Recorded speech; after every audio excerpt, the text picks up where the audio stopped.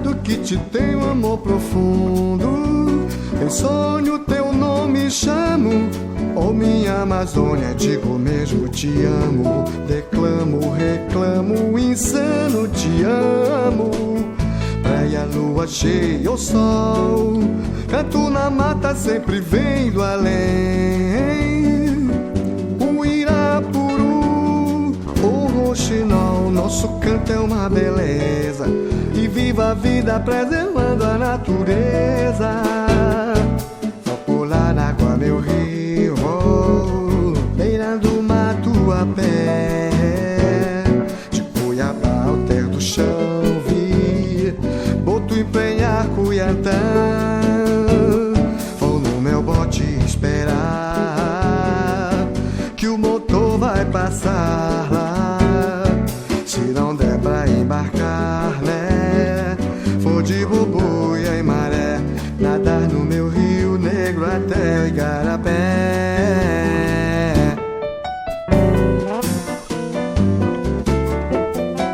Sábado, 12h30, na capital paraense. Hoje nós fizemos um programa não diferente dos outros sábados, com muito carinho e apreço para você, meu amigo e minha amiga, que nos prestigia todos os finais de semana aqui na TV Gazeta, TV Grão Pará. No programa de hoje eu vou bater um papo super legal com o maestro, doutor em música Nelson Neves. Ele vai mostrar para você os diferentes estilos musicais no piano e vai dar muitas palhinhas pra gente. Logo depois eu te levo ao município capital mundial do Mirinti, é isso mesmo, eu vou te levar ao município de Abaetetuba. Eu converso também com a prefeita desse município, Francinete Carvalho, ela vai falar sobre a sua gestão nesse município. E para fechar o programa com chave de ouro, meu amigo e minha amiga, eu vou conversar com quem dispensa comentários. Num bate-papo super descontraído e também inteligente, eu converso com ele que é 2 vezes doutorado, pensador, filósofo, poeta, escritor, amazônida. Eu converso com a abaetetubense João de Jesus Paz Loureiro. Olha só, eu se fosse você ficaria desde já ligadíssimo na nossa querida revista Amazônida na TV, porque você já sabe, o meu, o seu, o nosso revista Amazônida na TV, meu amigo e minha amiga, já está no ar e vem com a gente.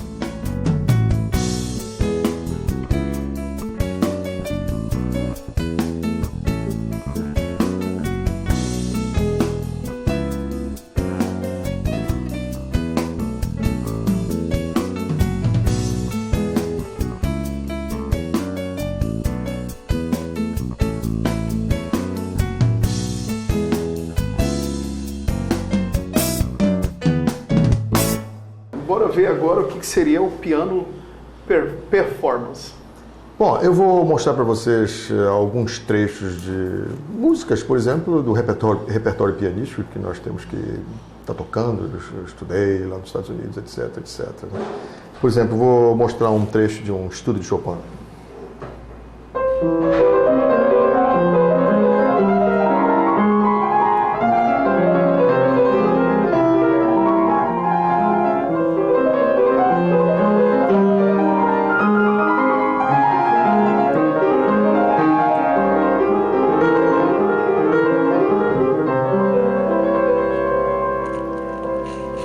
Uma música muito conhecida também de Chopin.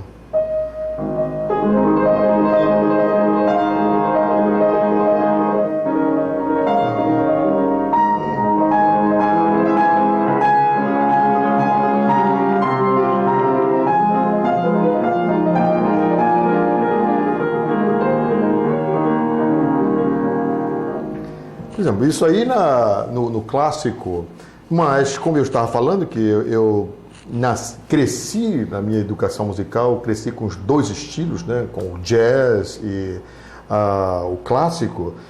Um dos fundamentos do jazz, né, eu costumo dizer para os meus alunos, para todos os músicos que eu tenho contato, que se você não tiver o blues na veia, não existe jazz, né? Então é fundamental. Por exemplo, blues eu adoro. Eu vou só dar uma palhinha em relação a alguma coisa em relação a blues, né?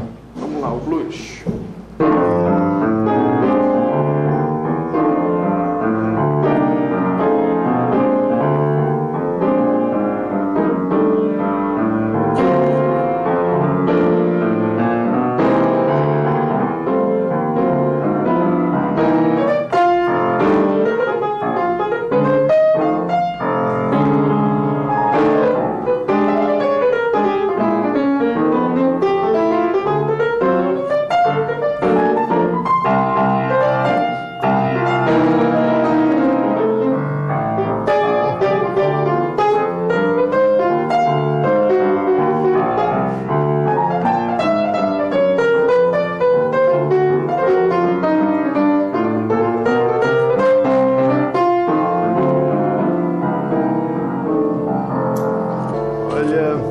obrigado, Nelson, por essa oportunidade de estar aqui com você, por ter te escutado, né? Com muita satisfação, muita alegria e com muito prazer, na verdade, que a gente tem, eu tenho como orgulho como um paraense, né? Um amazônida, né?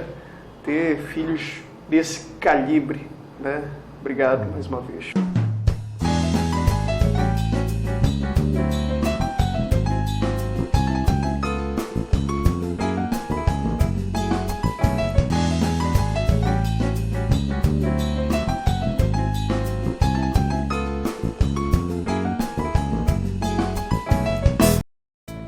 A revista Amazônida já está nas bancas. Você encontra na Banca do Alvino, em Belém do Pará, na Presidente Vargas. E também ela está no formato online, no site www.revistaamazonida.com. Na Revista Amazônida, na edição 15 de abril a 15 de maio, nós fizemos uma matéria especialíssima, uma matéria de capa com cantor, compositor, intérprete, uma das maiores revelações amazônicas e talentos, com certeza, o cantor Arthur Espíndola.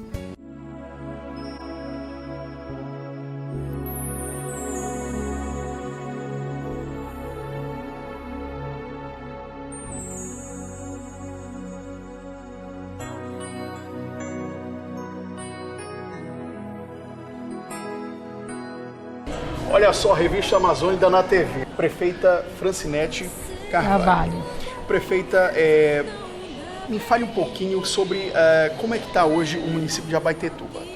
Bem, graças a Deus o município está bem, alcançamos uma série de metas que são fundamentais para o município. O nosso maior orgulho é essa cidade ter recebido o selo Unicef, que representa um reconhecimento pelas ações na área da infância e adolescência. Por exemplo, esse espaço que nós estamos hoje aqui, a creche municipal. A Abaetetuba hoje, ela tem um desenvolvimento muito grande na área da infância e adolescência, como essa creche aqui que você vai ver, você vai visitar. Nós estamos construindo mais 5, temos uma em funcionamento. É um reconhecimento muito importante que é o cuidado com as crianças. É esse, Revista Amazônida na TV, o diferencial que nós constatamos aqui, prefeita. É uma prefeitura que não se preocupa especificamente com obras, né? Obras faraônicas, mas se preocupa com cuidar das pessoas.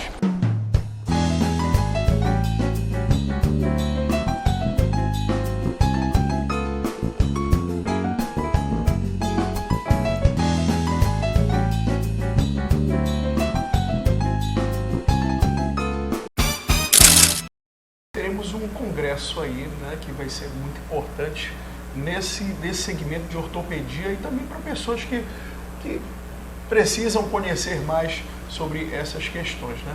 Esse é um grande marco que nós temos na ortopedia do norte do país. Pela primeira vez, a gente vai receber um congresso no norte de um porte como vai acontecer agora no período de 14 a 16 de maio. Esse é o Congresso Brasileiro de Trauma Ortopédico, congresso que trata só de fraturas. Esse congresso está trazendo 6 convidadas internacionais do mais alto gabarito.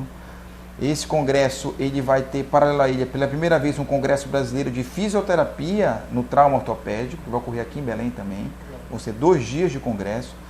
E no pré-congresso, que vai ocorrer no dia 13, a gente vai ter pela primeira vez um simpósio voltado para a área de trauma ortopédico, todo em 3D.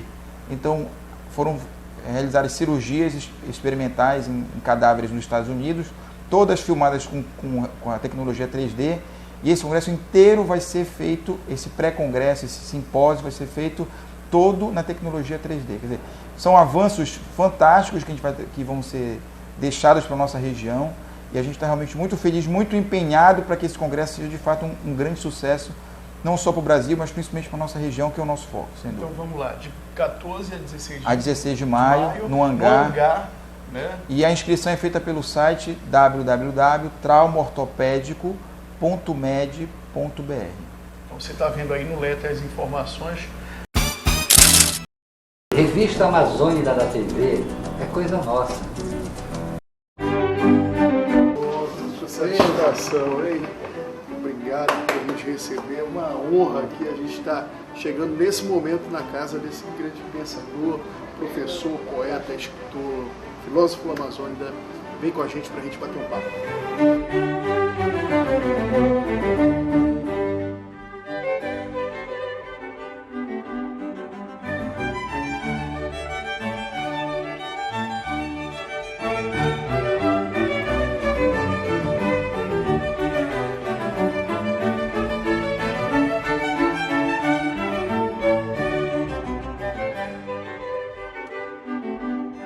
Para adquirir o ramo da intelectualidade, do lado dos livros? Olha, eu sempre digo que eu sou produto da cultura ribeirinha, porque nasci e me criei em Abaetetuba, fui aluno da escola pública de lá, mas uma escola pública que tinha muita atenção com relação à leitura, a maneiras de você escrever, a diferença entre dissertação, narração, descrição, que valorizava os trabalhos escritos. E na minha casa, o meu pai, ele gostava muito de ler para nós, todas as noites, os filhos, nós somos 10 irmãos, todo mundo sentado ali na sala, uma vez que a luz na cidade ia até 9 horas, 9h30 da noite, então ele ficava lendo capítulos de romance ou poemas, desses poemas que têm uma história. Porque ele tinha que atrair o interesse nosso, né? Ele foi muito hábil nisso, muito intuitivo. Até então estava num momento bem abstrato, né? A questão da leitura, né? Pegar os livros, às vezes escondido para ler, né?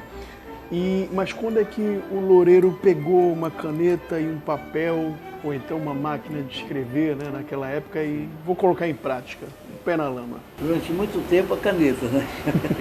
e o lápis, né? Mas muito cedo, porque no grupo escolar de Abaetetuba se estimulava trabalhos de descrição, narração, dissertação. E eu gostava de fazer. E com frequência pediam que eu lesse na sala de aula os trabalhos feitos em casa. Mas a poesia sempre foi a razão principal da minha vida. Mas isso foi em que faixa etária? Dos 8 aos 12 anos. Mas depois vinha as férias. Durante o período de férias eu ficava integralmente em Abaetetuba, claro, até a parte, digamos, do chamado curso científico, que era depois do ginasial. E eram 3 anos que já fiquei fora do colégio, e depois fiz vestibular e segui para frente. Eu fiz primeiro a faculdade de Direito. Não porque eu quisesse fazer a carreira de advocacia, mas é porque quem gostava de ler, quem gostava de escrever, entre 3 faculdades que havia, Medicina, Engenharia e Direito, se identificava com a humana, ia para o Direito. Pois bem, então eu fiz a faculdade de Direito e depois fiz e comecei a lecionar, inicialmente como professor aí já formado. tinhas lançado alguns livros, né? A essa altura, na faculdade de Direito, no último ano que eu ia lançar o livro. Eu me formei em Direito em 64. Certo. Então,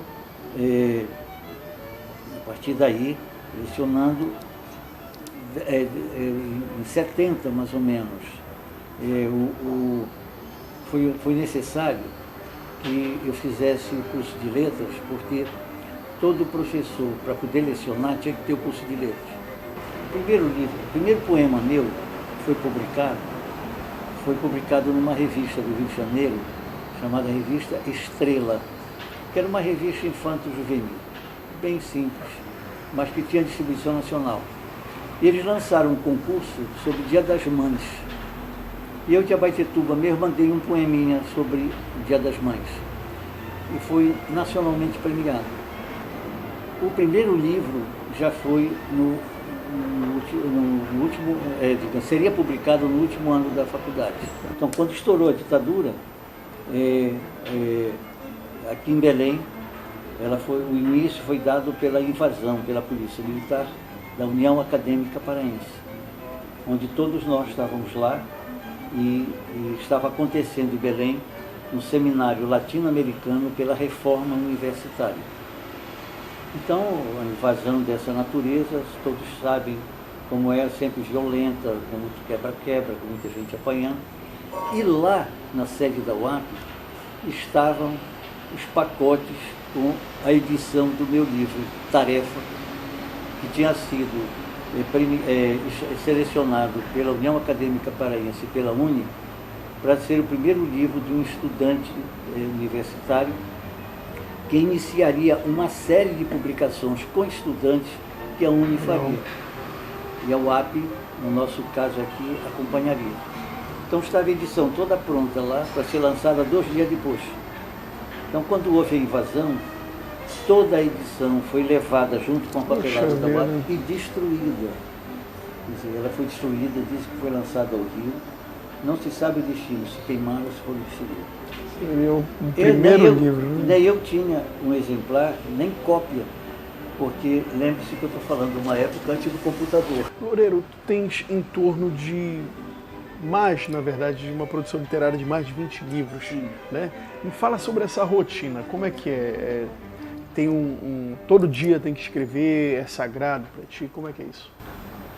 Todo dia alguma coisa é anotada, alguma coisa é vista. Eu me habituei, desde pequeno, eu acho que foi uma coisa intuitiva, me habituei, digamos, a ter um contato permanente com a leitura e escrever, sempre conjugados.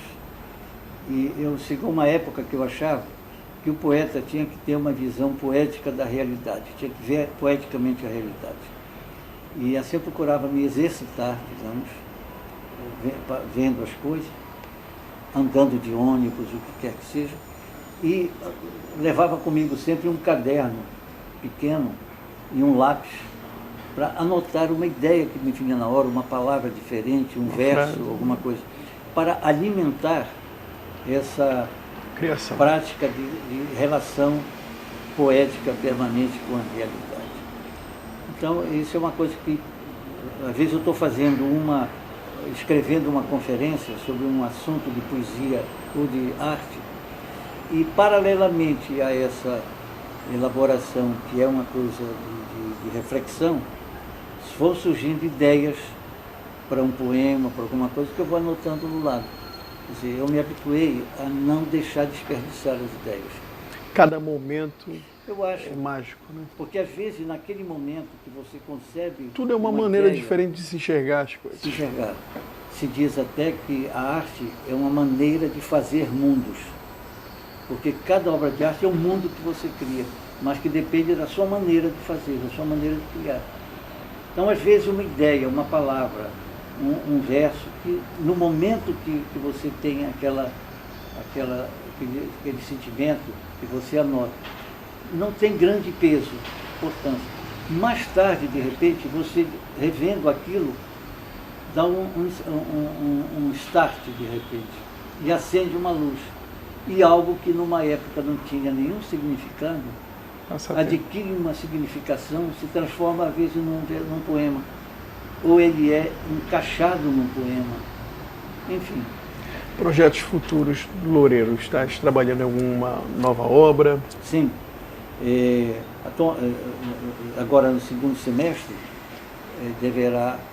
será publicado um livro de poemas, um livro muito importante para mim, porque ele reúne em blocos, nesse livro, em partes, diferentes técnicas de poesia que eu fui aprendendo. E eu aproveito para te dizer o seguinte: houve uma época da minha vida que eu lia muito antologia literária. E uma das grandes antologias que formaram a minha motivação na infância, por exemplo, na juventude, foi uma coletânea chamada Tesouro da Juventude. E eu me habituei, desde o Carmo, do Colégio do Carmo, intuitivamente, a ler e estudar diferentes gêneros de poesia, desde a poesia medieval até a poesia moderna.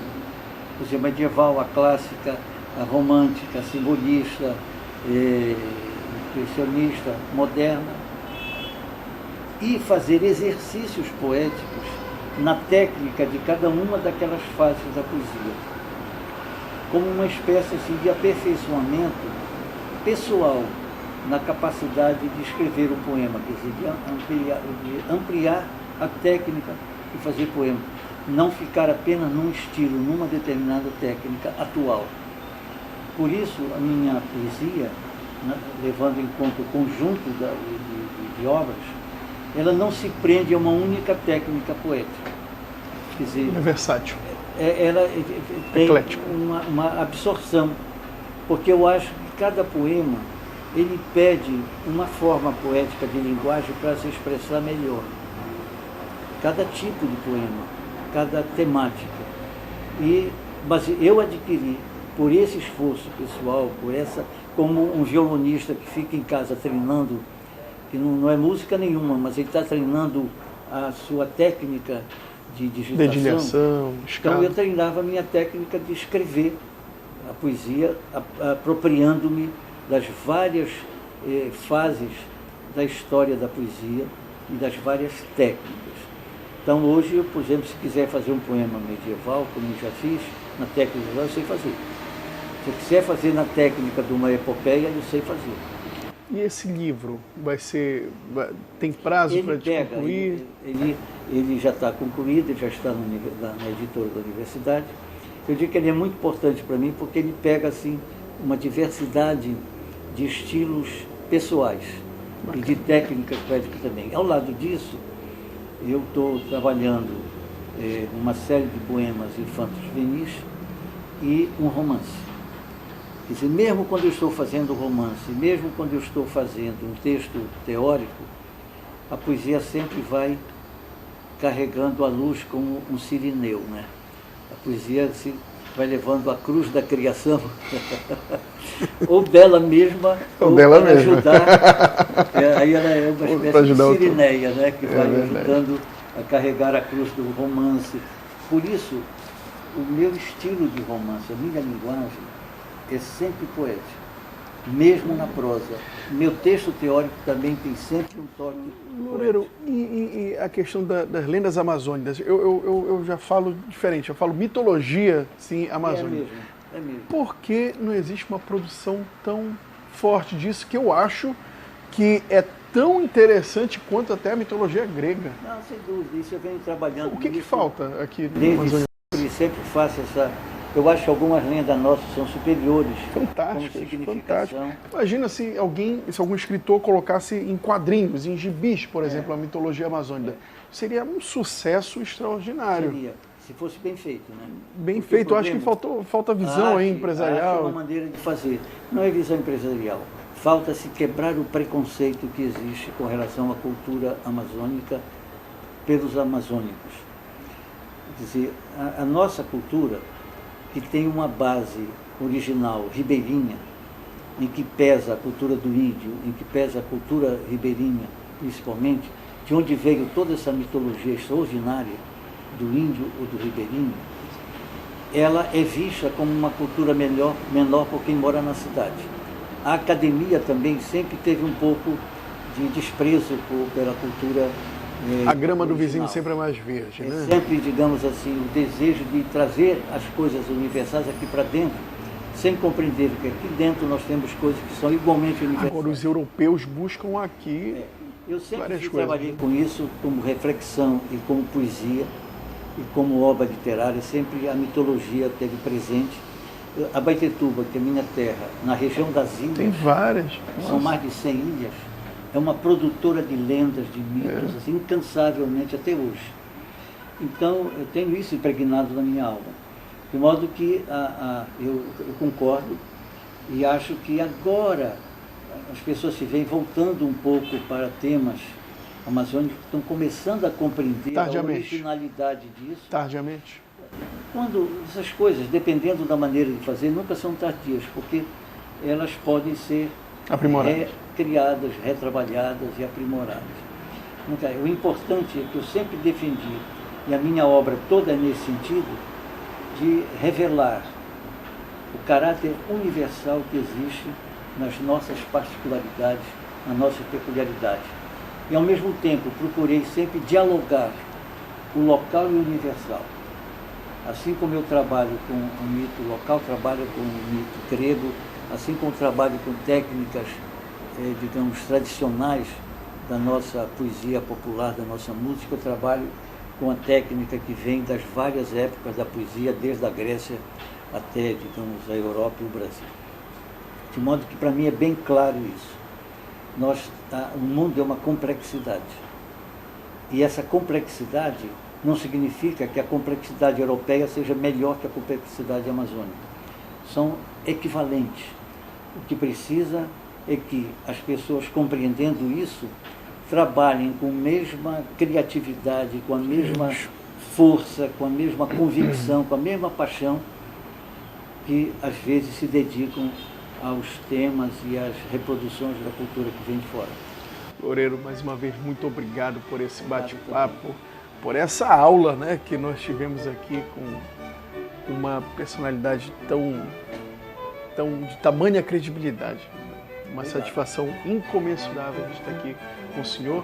E eu vou falar uma coisa, não porque eu estou aqui na sua presença, mas é um orgulho muito grande a gente ter alguém desse calibre aí, um ser amazônida desse porte. Obrigado. Muito obrigado e sempre estarei disposto a conversar sobre isso.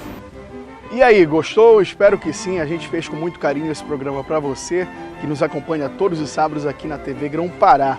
Eu te espero no próximo final de semana, se Deus quiser, o nosso Senhor Jesus Cristo com certeza assim irá querer. Fique agora com o cantor, compositor, instrumentista Ed Freitas. Eu te espero sábado que vem. Tchau. Teu rio é o maior do mundo, tá espalhado que te tem um amor profundo. Em sonho teu nome chamo, oh minha Amazônia, digo mesmo te amo. Declamo, reclamo, insano te amo. Praia, lua cheia ou sol, canto na mata sempre vem do além. O Irapuru, o roxinol, nosso canto é uma beleza. E viva a vida preservando a natureza. Vou pular na água meu rio, beirando o mato a pé. De Cuiabá ao terra do chão vi boto empenhar Cuiatã. Vou no meu bote esperar que o motor vai passar lá. Se não der pra embarcar, né? Vou de boboia e maré, nadar no meu Rio Negro até o Igarapé.